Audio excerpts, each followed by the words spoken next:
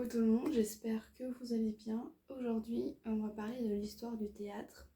Alors tout d'abord, ça sera la première partie de l'histoire du théâtre parce que l'histoire du théâtre est assez longue. Je vais pas faire une vidéo trop longue non plus, bien sûr, parce que plus c'est long, plus c'est ennuyeux. Donc voilà, donc si vous voulez voir les prochaines parties qui vont arriver, je vous recommande de vous abonner, bien sûr, de cliquer sur la cloche, etc. etc. Bon, tout ce parationnage que vous savez déjà. Du coup, si on définit tout d'abord le théâtre ça vient d'un nom grec du mot théatrum, le lieu que l'on regarde, du sens, voilà, le spectateur regarde une scène, voilà, tout simple. Et le théâtre, on peut le définir en plusieurs thématiques. L'œuvre écrite, c'est la pièce qui a été écrite par l'auteur. La pratique, le comédien qui joue sur scène, et le bâtiment, donc le théâtre en lui-même, où il y a la scène, les gradins, etc. Et aussi, il y a l'espace théâtral. L'espace théâtral a deux sens. Le sens réel du sens, la réalité, donc la scène, le spectateur, le décor, bon, tout ce qui est réel. Et l'imaginaire, c'est tout ce que l'auteur a imaginé dans la pièce et comment les comédiens vont y jouer ce monde imaginaire, voilà, créé par l'auteur. Ensuite, tout ce que je vais vous raconter dans toutes les vidéos, principalement que je vais vous parler, surtout cette partie 1 et peut-être la partie 2, vient de ce livre-là. C'est un livre vraiment illustré, il y a au moins 2 tomes. Ça illustre vraiment toute l'histoire du théâtre et ils sont assez gros les livres et ils expliquent bien vraiment l'histoire du théâtre. Et l'auteur s'est posé la question, et de nombreux historiens ou n'importe qui se posaient la question de est-ce que le théâtre vient de la préhistoire? Est-ce qu'il y a eu du théâtre à la préhistoire? On se posait beaucoup cette question-là. En fait, on pense que oui, du sens que il y avait des rituels, beaucoup d'hommes préhistoriques faisaient des rituels autour d'un objet sacré, du feu, un animal mort, bon voilà. Et ils dansaient tous autour, ils faisaient des petits rituels et tout. Et au bout d'un moment, on pense que vraiment, il y en a qui, au bout d'un moment, dû à la fatigue ou d'autres raisons, on dit, bon je vais aller m'asseoir, je vais me mettre à l'extérieur, et ainsi de suite. Et donc il y a eu plusieurs personnes qui sont allées s'asseoir. Et là, ils voyaient la scène de l'extérieur. Donc on pense que c'est là d'où vient le théâtre, comme on dit, le théâtrum, le lieu que l'on regarde. Le théâtre en Grèce antique, c'est assez religieux quand même, parce qu'ils honorent beaucoup le dieu Dionysos, qui est le dieu de la fête, du vin. Ils l'honoraient au moins une fois par an. Et il l'honorait avec le théâtre principalement. Pendant les jours de fête de Dionysos, il fêtait, ça durait 3-4 jours à peu près, et il y avait entre 12 et 15 pièces jouées par jour, et ça durait toute une journée de 5 à 10 heures à peu près, jusqu'au coucher du soleil. Et il restait toute la journée au soleil principalement. Voilà, il n'y avait pas de casquette ni rien à cette époque. On voit ce schéma-là. Sur ce schéma, on peut voir que le lieu en Grèce, c'est un lieu assez naturel. Il prenait plus la nature, donc c'était plus un terrain en pente où ils pouvaient mettre les gradins qui s'appellent le théatrum, le lieu que l'on regarde. Si je reprends ce que j'ai dit au début de la vidéo, donc ils s'asseyaient sur les gradins principalement. Qui était en pente. Ensuite, au centre, on avait le timélé, où on pouvait trouver un sorte d'autel au milieu, une sorte de sculpture au centre. Et il y avait principalement les scènes de sacrifice qui se faisaient au milieu. Voilà, et j'ai oublié de dire que le théâtre en grec était loin la civilisation. Et c'était plus en retrait et qui était situé à côté du temple de Dionysos, bien sûr. Juste à côté, il y avait le temple. Vers le centre, vers le Timélé, il y avait l'orchestra où il y avait le chœur et le coryphée. Après l'orchestra, il y avait le Pokénium. Nium, je dis Nion, c'est la scène. Ensuite, derrière, un peu, pas derrière, sur la scène, un peu plus vers le fond, il y avait la skénie qui était les coulisses. Et aussi, même si c'était un peu religieux, il y avait quand même de la politique, mais du sens politique, c'est qu'il parlait des guerres, des batailles, bon, principalement ça, au niveau politique. Soit il parlait un peu de la démocratie athénienne, principalement. Voilà, il y avait plus de textes religieux que de textes politiques, même s'il y en avait un peu. Mais pendant les périodes de fête, il y avait des concours qui se passaient où chaque auteur de texte se présentait pour présenter de nouvelles pièces. Et c'était principalement gratuit, donc tout le monde pouvait venir, tous les nobles, les artisans, tout pouvait venir, tout le monde pouvait venir. Alors, il y avait, si on revient sur le thème religieux et politique, en même temps, c'est plutôt Eschyle, pardon, qui faisait des pièces voilà, sur la guerre, par exemple celui-ci ou encore celui-ci. Essayait de nous faire comprendre chaque situation, la folie, la guerre. Il essayait de nous faire comprendre un peu ce que c'était ces situations. Un peu de comédie, mais pas beaucoup, parce que c'était plus religieux que comique. Donc pour la comédie, c'était Aristophane qui faisait principalement des pièces sur la vie quotidienne, qui se moquait un peu de la vie quotidienne, il utilisait ça, il utilisait un peu de politique, mais sans plus, mais il préférait plus rigoler de la vie quotidienne des citoyens. Alors les auteurs essayent aussi principalement, et même les acteurs, à faire ressortir les émotions aux spectateurs, les ressortir plus, comme je vous ai dit, pour la comédie, pour la religion, la politique, etc. Du coup, on appelait ça à l'époque les cathasis. La Grèce antique, bon après, ça, on peut s'en douter un peu, c'est que c'était que des hommes qui jouaient chaque personnage, chaque rôle.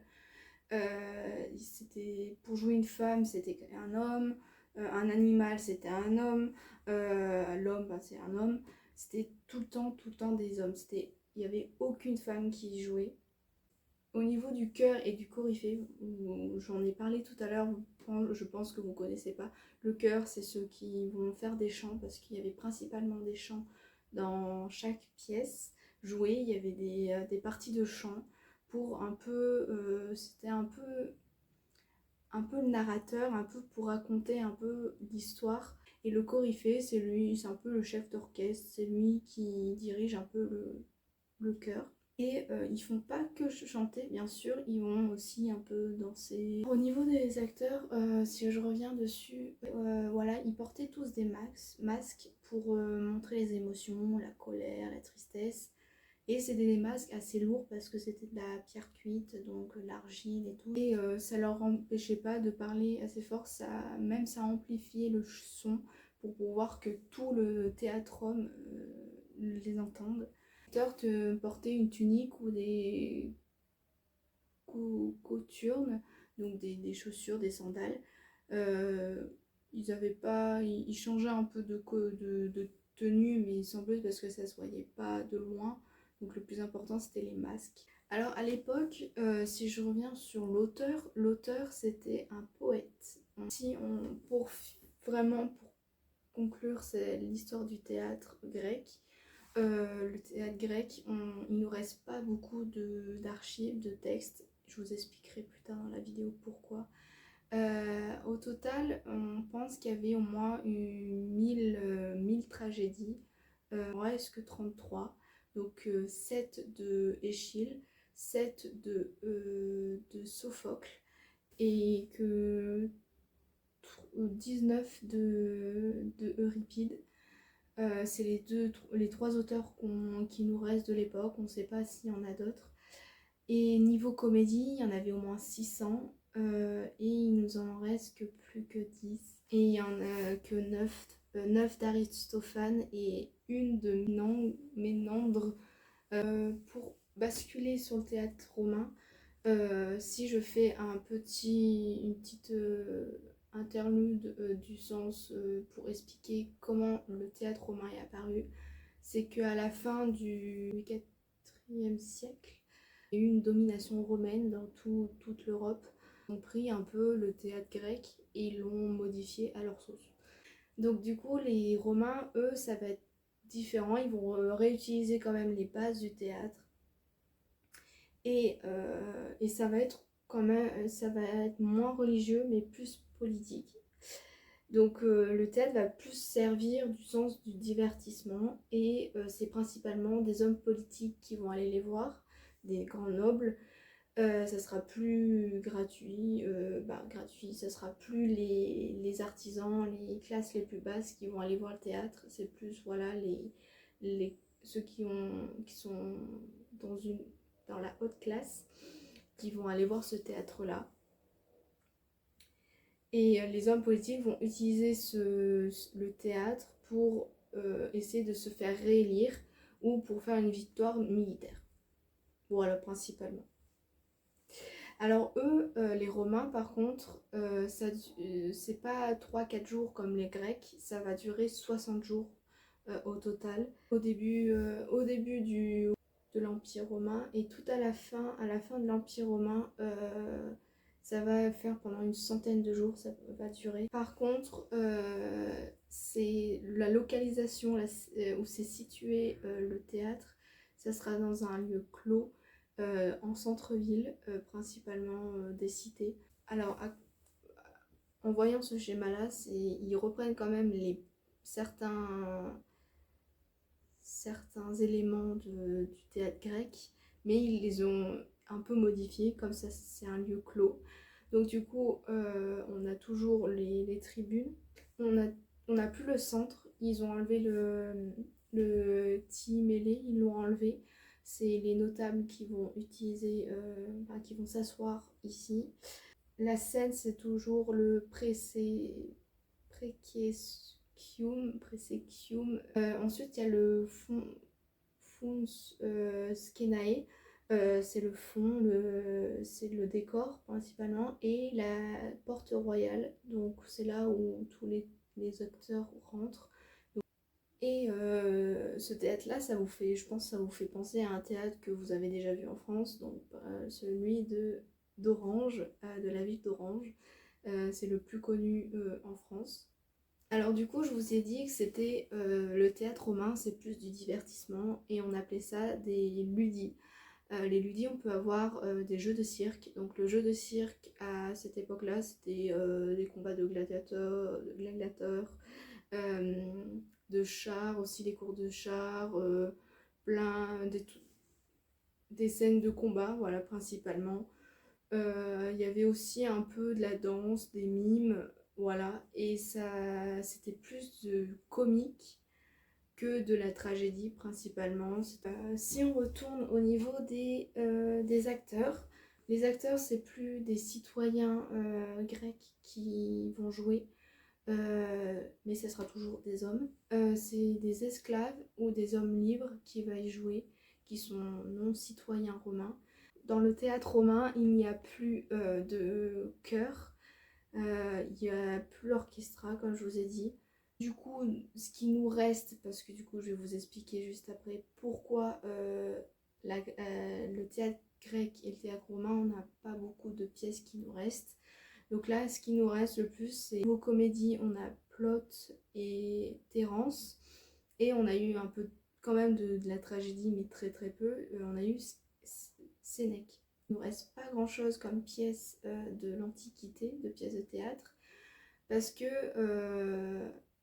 au début du Moyen-Âge, le Moyen-Âge va vraiment arriver un peu brusquement. ben il y a l'église, le christianisme qui va prendre beaucoup d'importance. Et du coup, l'église va avoir un pouvoir sur tout le peuple. Et du coup, ils vont trouver ça comme un péché ou plein d'autres raisons. Et du coup, ils vont brûler plein de pièces de théâtre parce qu'ils veulent que la religion ait son importance. Alors du coup, vous allez me dire, mais du coup, au Moyen-Âge, il n'y a, il y a pas de théâtre. Enfin, en fait, si, il y en avait, mais pas comme celui des Romains et celui des Grecs. C'est complètement différent. C'était vraiment très, très, très religieux. C'est souvent du théâtre avec les messes parce que beaucoup de gens ne comprenaient pas le latin. Donc du coup, ils faisaient des sortes de petites pièces de théâtre pour essayer de comprendre les textes religieux de la Bible ou de l'Évangile pour que tout le monde ait accès à ces textes-là pour les comprendre. Suite à ces petits débuts de théâtre religieux médiévaux, euh, ça va se développer en sorte de jeu, des théâtres un peu de l'absurde et aussi des miracles, du sens où ça va parler des saints, l'histoire des saints, pour comprendre aussi bien sûr l'histoire de chaque saint dans la Bible et de l'évangile bien sûr. Et du coup aussi, il y a un autre, euh, un autre style de théâtre qui va apparaître, mais toujours dans le religieux bien sûr, c'est les mystères. C'est principalement en France que ce type de théâtre va apparaître. C'est un genre de théâtre, pardon. Et du coup, là, vraiment, c'est toutes les histoires des saints qui vont être jouées comme pour les miracles, mais en France, c'est les mystères. Alors ça va être sous le sens de divertissement pour vraiment amuser la galerie, comme on peut dire ça. Et du coup, ces genres de théâtre, ils vont ça va durer entre 6 à 25 jours. Donc c'est une période assez longue. Et ça sera dans des espaces assez circulaires ça sera avec des mançons, des décors qui peuvent être modelés, qui est en bois et qui peuvent être transportés. Euh, c'est des plateformes principalement. Et aussi, il y a des chars où on peut déplacer plein de concepts, tout mélanger. Et du coup, ces sacrifices qui vont être beaucoup joués, c'est principalement des viols, des crucifixions de prisonniers. Donc, ils prenaient des prisonniers et ils les crucifiaient comme Jésus. Vraiment des trucs d'horreur. Il y avait du sang partout. C'était l'horreur, l'horreur. Et en 1548, il y a les Confrères de Paris. C'est un grand organisme qui était principalement par des nobles qui ont dit stop, faut arrêter, donc ils ont interdit les mystères en France. Au Moyen-Âge, il y a un autre type de théâtre qui va apparaître, c'est les théâtres profanes. Les théâtres profanes, eux, c'est plus c'est pas religieux du tout, c'est plus pour vraiment se divertir et se changer les idées, plus principalement. Donc du coup, c'était plus pour distraire les nobles. Donc des moments c'était à l'intérieur. Donc quand c'était à l'intérieur, c'était des fêtes, des banquets. Donc on pouvait voir le roi s'asseoir sur sa table. Et juste en face, il y avait des gens qui jonglaient, qui faisaient... Voilà, c'était principalement du théâtre assez libre. Ça peut être de l'improvisation, ça peut être plein de choses à la fois. Et aussi ça peut être en extérieur, donc il y avait les foires, les carnavals et les fêtes des fous. Donc les fêtes des fous c'était pour un peu rigoler des grands seigneurs, pour les humilier un peu ce jour-là, les jours de fête.